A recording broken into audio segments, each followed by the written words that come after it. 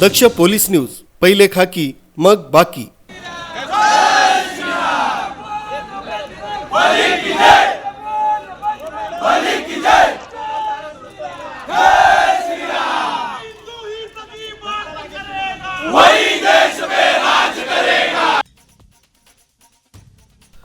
नाशिकच्या काठीगल्ली परिसरातील असलेल्या दर्ग्याच्या आवारातील अनधिकृत बांधकाम असल्यानं त्यास 25 वर्षांपासून हिंदू बांधवांनी मागणी केली होती।